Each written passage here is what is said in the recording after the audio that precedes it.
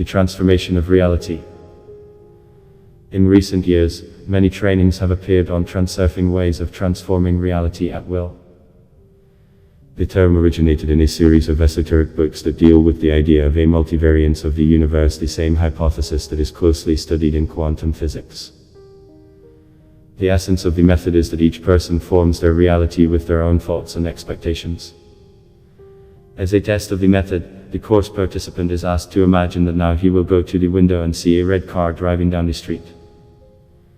The person imagines this picture, and then goes to the window and often can actually see a red car passing by.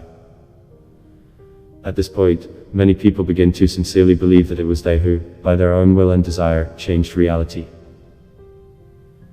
Inspired by his own success, a person begins to use transurfing in other life situations. At first, playfully, making small and insignificant details and circumstances. Now I will go to the bakery and my favorite buns will be sold there, although at this time they should no longer be on sale. Or, now a person will get off the bus in such and such clothes, and this also often coincides. But as soon as a person begins to consciously model more serious situations, for example, a salary increase, or getting a larger monthly income, a happy marriage, etc., events occur as in a folk saying, wishes come true but not in the way we wanted. Even when you get what you want, you still get a little wrong or not the way you wanted. The fact is that most people do not fully understand what is the essence of reality and the deep processes that create it. As an example, lucid dreams are dreams that we form at will, and ordinary dreams for most people, when someone else enters our dream and forms a story of events in it and we find ourselves involved in these events and live them, unable to influence anything. Our world is the same transformed reality, with the only difference that in a dream, reality is changed by one person, together with someone who entered his dream, and in our life, reality is changed by everyone who is present in our world. Therefore, it is much more difficult to make serious changes in this reality than in your own dream. You need to have a lot of energy to do this. Reality is changed by the transcendental energy. When a person makes the first attempts to influence reality, they spend their transcendental energy on changes. When a person goes to a more serious impact, the transcendental energy is no longer enough, or it is almost gone, because all the resources were spent on an essentially unnecessary experiment. Personal interest has a great importance in the transformation of reality. Usually we want to change our personal life in order to improve some living conditions or attract some resources to ourselves. These resources cannot come from nowhere, they will flow to us from someone else, and he in turn also affects the transformation of reality, even unconsciously. This means that whoever turns out to be stronger energetically will pull the resources over to himself. There are key moments in reality when it is ready to change. These can be bright or significant events in history. The story can go either one way or another, and it is made by ordinary people, direct participants in the events. At the moment when people make a decision, reality seems to flicker, and events can change. Even if we do not participate in this key historical event, we can implement our reality at the moment of transition. Thus, it turns out that both in the general reality of the whole world, and in our lives and the lives of our loved ones, there are key points at which it is easiest to change reality. These points must be felt. For example, when we change jobs, our reality fluctuates. If we move to another city, not only our lives are modified, but also the lives of our relatives and friends, that is, the reality is transformed for many people. It is at this point that it will be easier to implement your changes. If everything is stable, life is settled and everything goes its way, then it will be much more difficult to implement corrections. The change in reality is always tied to the locality and to some objects.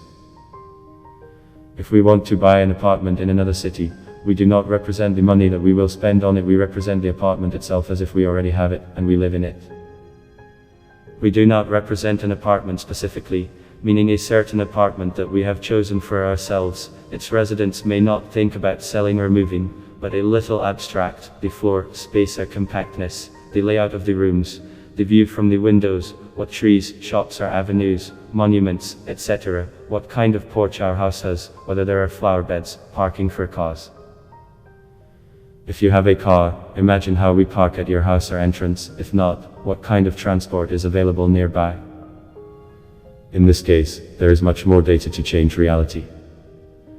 Naturally, it would be nice to provide additional details on what terms we move to this apartment, exchange, sale of the apartment that already exists, and purchase the right one, mortgage and other options. If the purchase of an apartment should be the result of a higher paying job, we present in general terms the image of the person who offered us a new position or agreed to take us on the staff of their company. Be sure to present the parking lot and the way or transport to this work. Submit a document, contract of sale or mortgage agreement for an apartment, the document number, how we put our signature, etc. If we want to meet someone, we only represent their image in general terms. You do not need to visualize a person or a specific person. It will be much more difficult to implement. You can imagine the image and habits of a person, our communication, conversations, things that unite us, and so on. For example, if you want to move to America on a green card, we imagine that we received this card and stand in a particular place, looking at the traffic, or water, or some buildings, or monuments. At the same time, we know that we have a residence permit in our pocket, a family has come with us here, they are standing there, behind, etc. Clearly imagining what we want. We saturate these images with our energy, then there is an option that all this will come true. With such a detailed representation and investment of sufficient energy forces for changes, reality begins to change.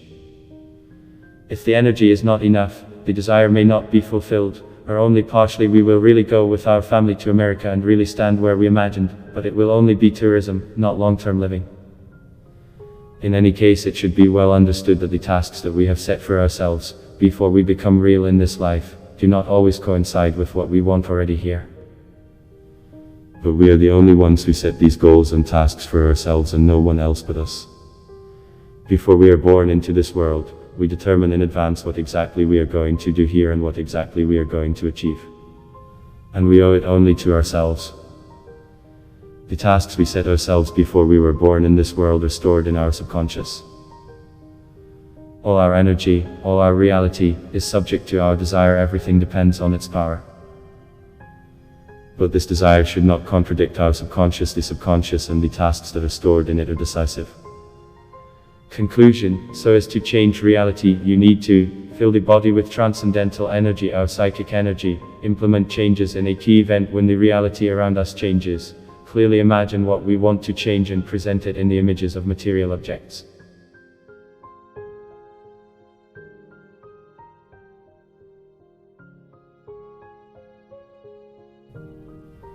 If you liked the video, please like and subscribe to the channel. All have a good mood and bye.